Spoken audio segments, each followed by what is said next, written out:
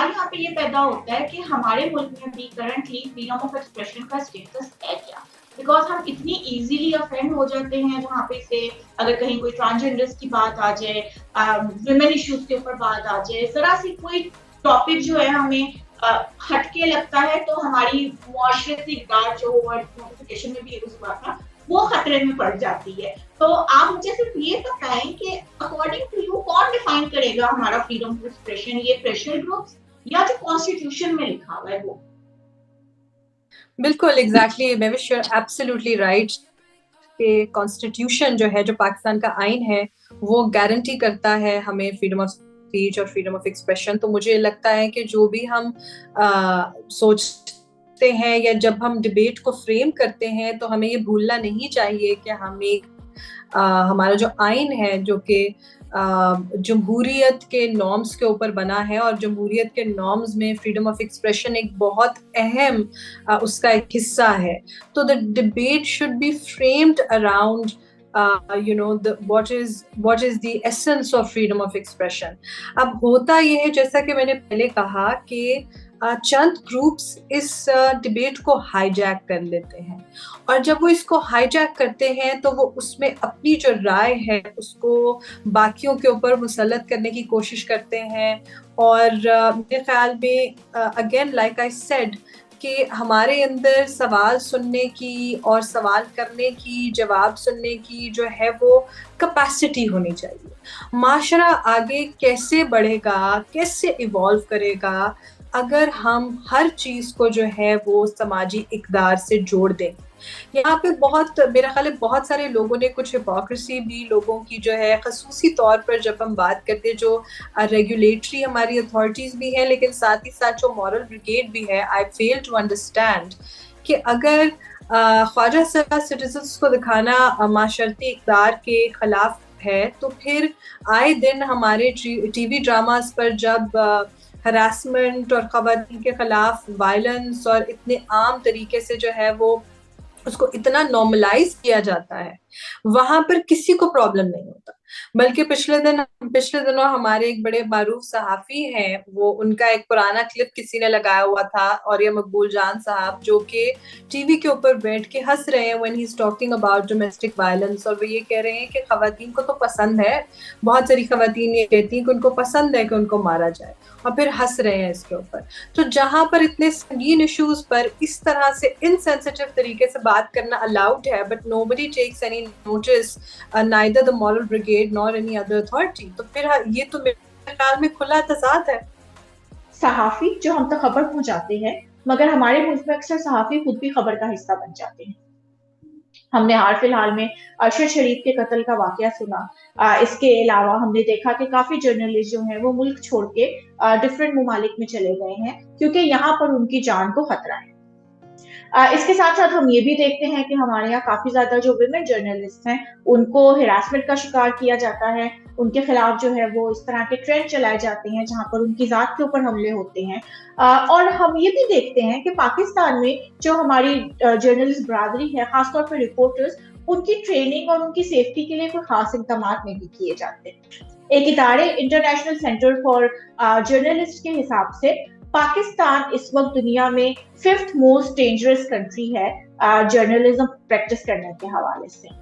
जहां तक हमारे यहाँ प्रेस फ्रीडम का ताल्लुक है तो उसमें भी हमारे मुल्क की सिचुएशन कुछ खास अच्छी नहीं है। रिपोर्टर्स विदाउट बॉर्डर की बात की जाए तो उनकी हालिया रैंकिंग के हिसाब से पाकिस्तान जो है वो 157th कंट्री है आउट ऑफ 180 कंट्रीज, जहां पे प्रेस फ्रीडम की काफी ज्यादा जो है वो मसाइल का शिकार है।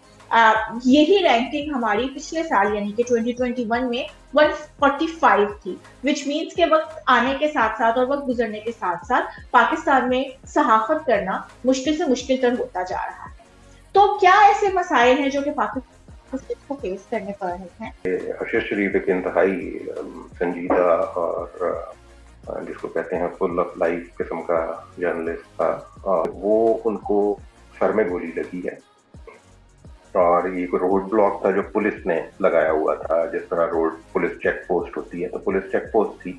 पुलिस का बयान जो आया है कि ان کا بڑا شارٹ قسم کا ایک بیان آیا ہے کہ we had an incident of shooting which turned out to be a case of mistaken identity involving a journalist. وہ تو پاکستان میں پرائم منسٹر کے قتل ہوئے ہیں ان پہ بھی نہیں ہمیں آج تک پتہ چلا, ملک ٹوٹ گیا اس کے اوپر بھی پتہ نہیں چلا. جب آپ سچ بولیں گے, کیونکہ جب آپ تنقید کریں گے, جب آپ لوگوں کے جو غلط کام ہے ان کو منظر عام پر لے کر آئیں گے اور اکاؤنٹیبلٹی کریں گے, تو آپ کو خطرات ہوں گے. تو اسی طرح سے پاکستان میں بھی خطرات ہیں, لیکن تھوڑے زیادہ ہیں. زیادہ ہونے کی وجہ جو ہے وہ یہ ہے کہ یہاں پر جو ہمارا کرمنل جوڈیشل سسٹم ہے وہ بہت ویک ہے. جو ہمارے یہاں جرنلسٹ کی جو پروٹیکشن پرووائڈ کرنے کے لیے جو کمیٹیاں ہونی چاہیے, جو حکومت کی طرف سے اقدامات ہونے چاہیے, جو اور دوسرے اداروں کی طرف سے ایک سپورٹ ہونی چاہیے, وہ ہمارے یہاں جرنلسٹ کو نہیں ملتی. اور سب سے بڑی بات یہ ہے کہ جو میڈیا ہاؤسز جو خود سب سے بڑی بیک بون ہونا چاہیے جرنلسٹ کے, وہ اس معاملے میں پیچھے ہٹ جاتے ہیں. تو یہ سارے چیلنجز ہیں جن کا سامنا کرتے ہوئے جرنلسٹ اپنا کام سر انجام دے رہے ہوتے ہیں. اب معاملہ جب قتل تک پہنچ جاتا ہے, تشدد تک پہنچ جاتا ہے, تو کیونکہ جب ارشد شریف کا اتنا بڑا کیس ہمارے سامنے آیا ہے, اور ظاہر ہے وہ ہماری پوری جرنلسٹ کمیونٹی کے لیے بہت ہی تکلیف دہ معاملہ ہے, اور ایک ایسا ثانیہ ہے جس سے ابھی تک ہم ریکور نہیں ہو سکے ہیں. تو اس کے بعد شاید عام عوام کے اندر بھی یہ تشویش ہو گئی کہ کیوں جرنلسٹ کو اتنے خطرات کیوں لاحق ہوتے ہیں. لیکن یہ معاملہ بہت عرصے سے چلتا چلا آ رہا ہے, اور صرف قتل ہی نہیں ہوتا, تشدد, حملے, مقدمات بنائے جاتے ہیں جرنلسٹ کے خلاف, گرفتاریاں ہوتی ہیں, اور اس میں مسلسل اضافہ ہی ہوتا چلا جا رہا ہے. کوئی ایک ہائی پروفائل کیس آتا ہے جس پہ کچھ عرصے تک جو ہے وہ لائم لائٹ میں رہتا ہے, لیکن اس کے بعد پھر وہ گم ہو جاتا ہے. تو اللہ کرے کہ ارشد شریف کا جو معاملہ ہے اس کے اوپر کچھ ہمیں پازیٹیو ڈیولپمنٹس مل جائیں. تحقیقاتی کمیٹیاں بنائی جا رہی ہیں, انکوائری کمیشن بنائے جا رہے ہیں, لیکن ابھی بھی قیاس آرائیاں ہیں, اور جو انویسٹیگیشن ہو رہی ہے یا جس طرح سے اس معاملے کو ڈیل کیا جا رہا ہے اس پر جرنلسٹ کمیونٹی کسی بھی طور پہ اعتماد کا اظہار نہیں کر رہی ہے, ان کے اپنے گھر والے نہیں کر رہے ہیں. تو جو صورتحال ہے وہ بڑی گمبھیر ہوتی چلی جا رہی ہے. اب پچھلے 10 سالوں کا اگر ہم ڈیٹا اٹھا کر دیکھتے ہیں تو اس میں تقریباً 53 صحافی پاکستان میں ایسے ہیں جن کو قتل کیا گیا ہے, اور ان 53 میں سے 96% ایسے ہیں جن کو انصاف ملا ہی نہیں ہے. یعنی 96% لوگوں کو جب انصاف نہیں ملا تو ہم کیسے یہ تصور کر لیں کہ ارشد شریف کو انصاف مل جائے گا. اللہ کرے کہ مل جائے, امید کر سکتے ہیں, پروٹیسٹ کر سکتے ہیں, یا ہم جو ہے حکومت سے مطالبہ کر سکتے ہیں کہ وہ ہمیں انصاف دے. لیکن ایسا اگر پچھلی اگزامپلس کو اٹھا کر دیکھیں تو ایسا ہوتا ہوا نظر آ نہیں رہا ہے. اب اس کے اندر حکومت کا جو کردار ہم دیکھتے ہیں تو وہ بالکل ایسا ہوتا ہے کہ جو آنے والی حکومت ہوتی ہے یا جو کرنٹ حکومت ہے وہ ہمیشہ پچھلی حکومتوں پر تمام معاملات ڈال رہی ہوتی ہے. ہر آنے والی حکومت میڈیا پر اتنی ہی قدبند لگاتی ہے, ہر آنے والی حکومت میڈیا کو ہر طرح سے کنٹرول کرنے کی کوشش کرتی ہے. پچھلی دور حکومت میں بھی یہ ہوتا رہا اور اس مرتبہ بھی یہ ہو رہا ہے, لیکن متاثر اس سے صحافت ہی ہوتی ہے.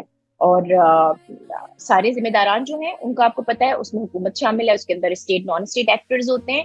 لیکن آزادی صحافت میں مجھے لگتا ہے کہ اس وقت جو ایک بہت بڑا چیلنج ہے, جو رکاوٹ ہے, وہ خود میڈیا ہاؤسز بھی ہیں, خود میڈیا بھی ہے. ہمیں اپنا احتساب بھی کرنے کی ضرورت ہے, کیونکہ جو میڈیا میں ڈیوائڈ اس مرتبہ آئی ہے نا, اگر آپ پچھلے دور حکومت یا آج سے 15 سال پہلے, 20 سال پہلے, 25 سال پہلے کی صحافت کی بات کریں تو تب آپ کو میڈیا میں یونٹی نظر آتی تھی. اس وقت میڈیا میں یونٹی نہیں ہے.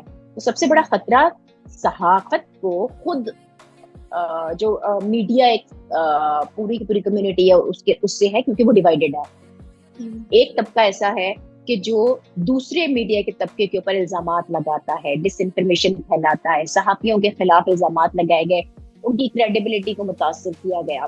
اور جب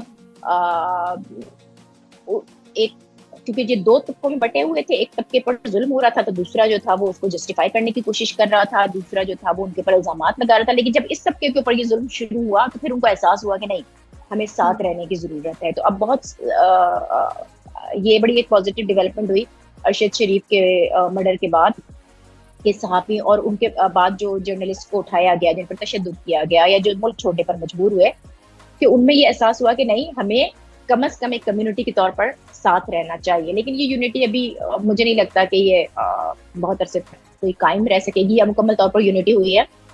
پھر میڈیا ہاؤسز ان کے اپنے مفادات ہوتے ہیں اور وہ ظاہر بزنس کر رہے ہیں, تو اس بزنس کے تحت وہ پھر اپنے مفادات کو بھی دیکھ رہے ہوتے ہیں. ولنریبل ہو گیا ہے جرنلزم اور جرنلسٹ کمیونٹی، صحافیوں کے قدم اکھڑنے لگ گئے ہیں، کمزور پڑنے لگ گئے. تو یہ جو ولنریبلٹی ہے اس سے دشمن عناصر فائدہ اٹھاتے ہیں اور وہ اٹھا رہے ہیں. تو یہ بڑا لمبا مطلب اس پر ہم جتنی بات کریں کم ہے.